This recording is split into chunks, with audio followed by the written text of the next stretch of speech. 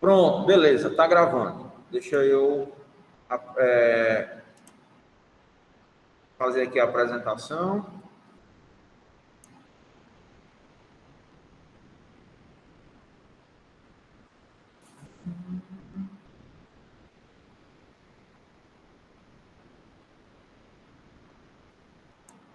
Pronto.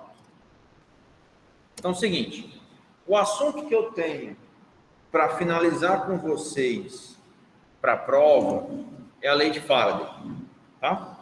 Então o Faraday, ele descobriu duas coisas interessantes. A primeira é que um campo magnético, ele induz uma corrente elétrica. E essa experiência de Faraday, ela pode ser demonstrada de duas formas diferentes. Ou um ímã permanente em movimento numa região de bobina, produzindo uma corrente elétrica, ou um eletroímã que está com o campo magnético variando, e basta que eu faça a ligação de uma corrente alternada para conseguir isso, ou então simplesmente fique abrindo e fechando esse interruptor. Isso vai fazer com que a corrente varie, fazendo com que o campo magnético varie, e a variação do campo magnético gera uma corrente elétrica induzida. Esse é o princípio de funcionamento de um transformador de potência, tá? Antigamente, tá? Os mais novos não vão saber disso, mas antigamente, qualquer equipamento elétrico que você comprava, geralmente ele vinha com a potência de 110. E aqui, na nossa região, a gente usa 220. Então, você usaria, para ligar o equipamento 110 numa rede 220, você usaria um transformador para baixar a potência, né, para diminuir essa diferença de potencial e o equipamento não queimar. Se você ligar um equipamento 110 na rede 220, ele vai queimar. Ele não suporta aquela corrente elétrica que está sendo aplicada sobre ele. Tá? Então, esse é o princípio de funcionamento de um transformador.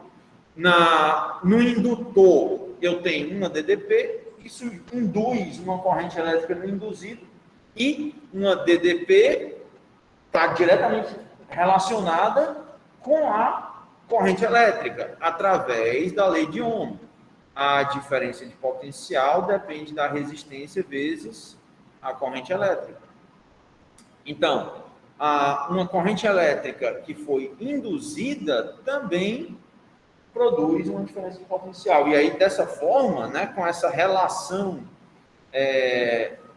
que eu vou mostrar através da lei de Faraday, você consegue fazer justamente essa baixa de DDP de 110, de 220 para 110, e aí você pode usar um transformador para ligar um equipamento que não foi projetado para uma determinada rede. Ah, professor, e o contrário é possível? Não, o contrário não é possível. Você só vai conseguir elevar a potência, né? Vamos dizer assim, se eu tiver realmente uma fonte de energia, né, para esse fim. Então, só para explicar que a lei de Faraday é o princípio de funcionamento de qualquer transformador. Beleza. Então, Faraday disse o seguinte: a força eletromotriz, e aí eu quero chamar a atenção de que a força eletromotriz, que é uma força elétrica que move um motor, isso é um nome bonito para diferença de potencial, que a gente já viu que é medido em volts, que é justamente, né, a lei de Ohm. A diferença de potencial, né, o potencial elétrico é igual a resistência vezes a corrente elétrica. Então, força eletromotriz é só um nome bonito para DDP, tá? Por que eu estou mencionando logo isso? Porque eu pulei um assunto, que foi o assunto de gerador. Certo? Basicamente, a equação de um gerador diz o seguinte, que a força eletromotriz, que é justamente a força que vai ser toda ela aproveitada para gerar um trabalho mecânico, por exemplo, ela depende da energia potencial elétrica menos a resistência interna vezes a corrente. Então, todo material que ligado a uma tomada esquenta, ele está dissipando energia na forma de calor, tá? Então, você pode interpretar isso como sendo rendimento. Material, todo equipamento elétrico, ele não tem rendimento 100%, porque parte da energia que foi disponibilizada para ele está sendo perdida na forma de calor. Se eu usar o meu notebook muito tempo, ele vai esquentar, porque a energia elétrica que ele está consumindo, parte está sendo gasta na forma de calor e parte está sendo realmente utilizada para funcionar a máquina. Então, você pode interpretar essa força eletromotriz como sendo a energia que realmente está sendo utilizada, né, gasta pelo equipamento. E aí, esse sinal negativo é para indicar que isso aqui foi uma perda de energia na forma de calor, por exemplo. Tá bom? Então, é só para explicar qual é a diferença entre força eletromotriz e diferença de potencial. Mas, né, basta que a gente entenda o seguinte, essa força eletromotriz, na verdade, é uma diferença de potencial que vai ser produzida pela variação de um campo magnético. Agora eu quero fazer a observação com vocês, que é a seguinte, se eu tenho uma corrente elétrica, e essa corrente elétrica ela foi induzida, eu também tenho um campo elétrico induzido. Porque quem movimenta os elétrons é o campo elétrico.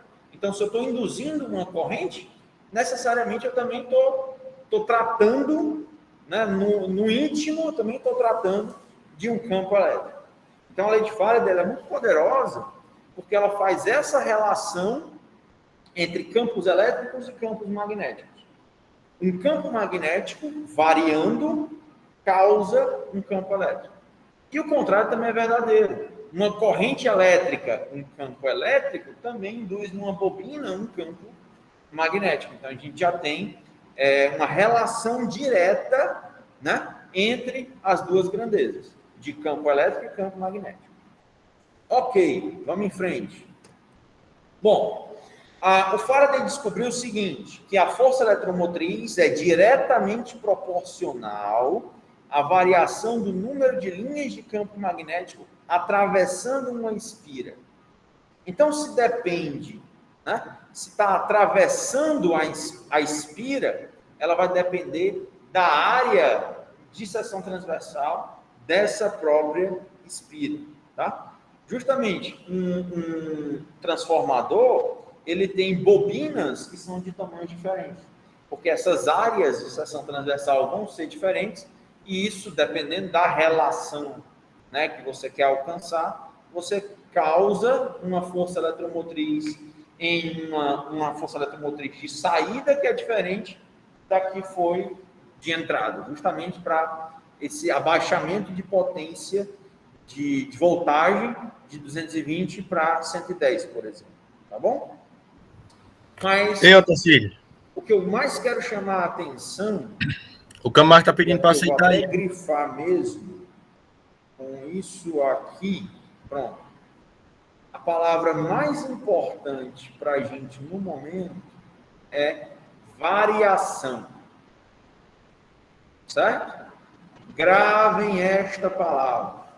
Eu tenho que ter uma variação do campo magnético, e isso vem na forma de uma derivada.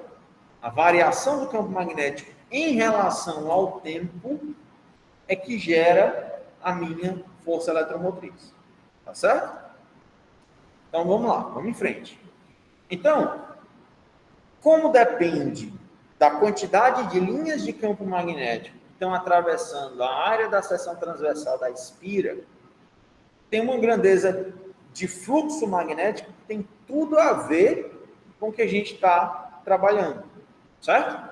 E aí, o fluxo magnético, que a gente já viu essa ideia de fluxo para o campo elétrico, certo?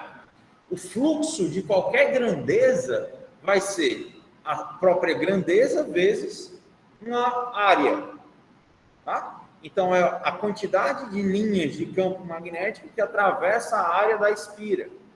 Então, isso é o próprio fluxo de campo magnético. E aí você pega, né, aquela mesma brincadeira que a gente sempre fez. Pega um infinitesimal de área e integra para a área toda para encontrar qual é o fluxo de campo magnético total. Mas como isso vem de um produto escalar, aqui é um resultado de um produto escalar do vetor campo magnético com o vetor área, né?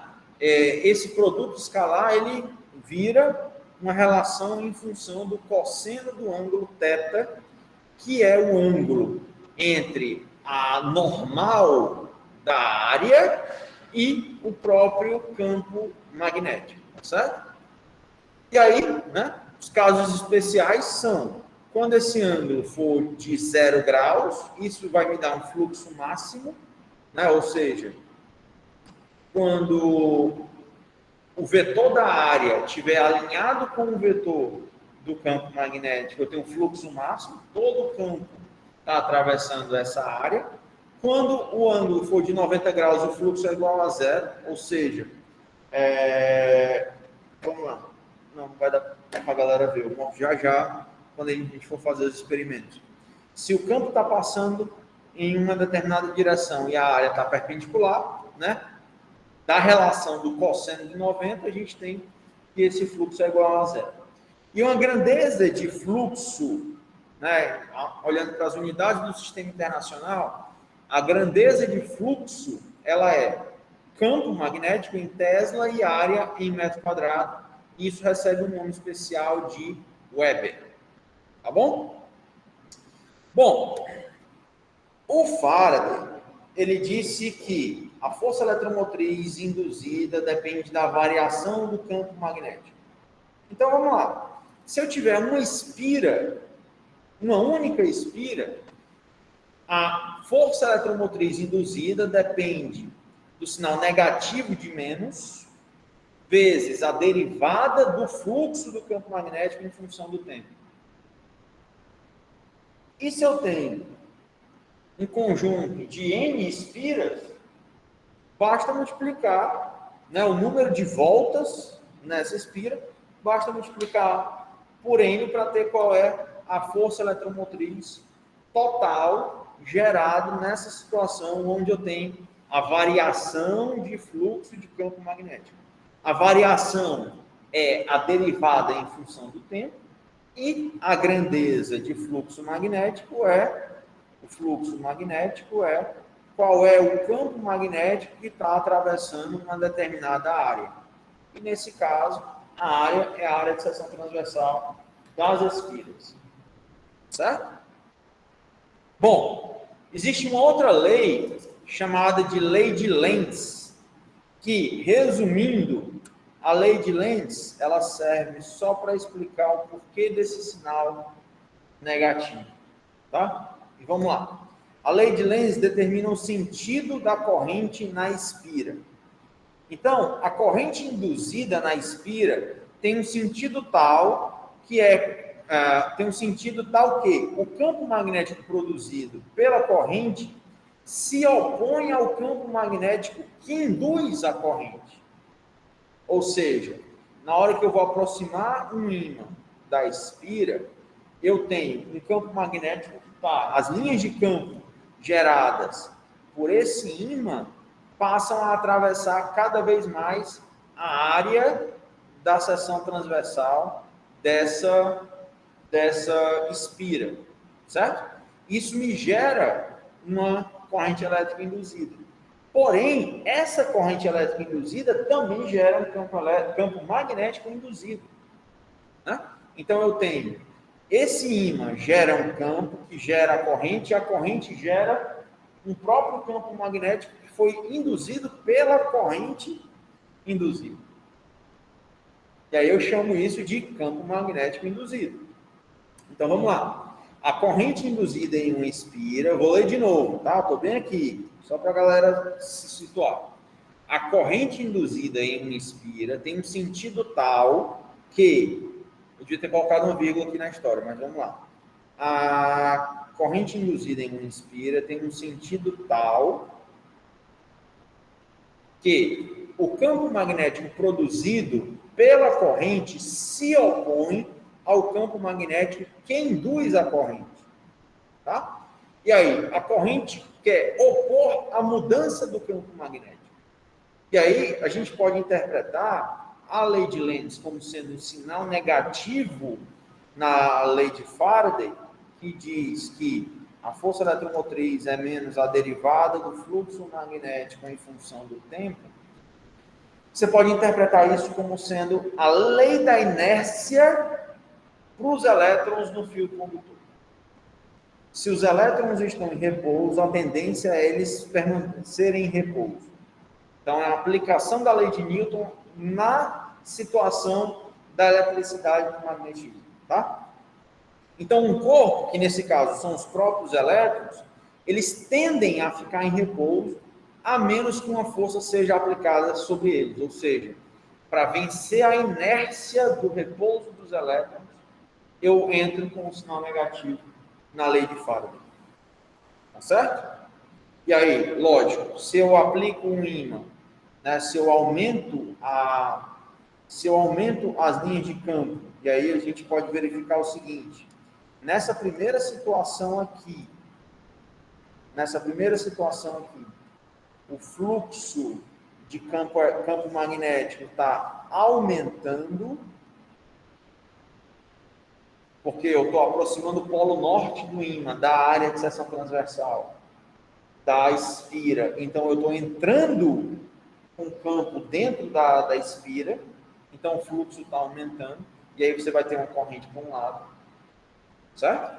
Se eu estou afastando o ímã, isso indica que o fluxo está diminuindo, e aí o que a gente consegue é uma corrente no sentido contrário. Certo? Eu saio aqui da apresentação. Turma, eu vou fazer o seguinte. Eu vou parar a gravação, tá? Vou mudar para o celular e vou começar a gravar do celular. Porque agora eu vou mostrar os experimentos da lei de Faraday aqui no laboratório, tá bom? Então, a aula não terminou ainda. Aguenta aí só um pouquinho.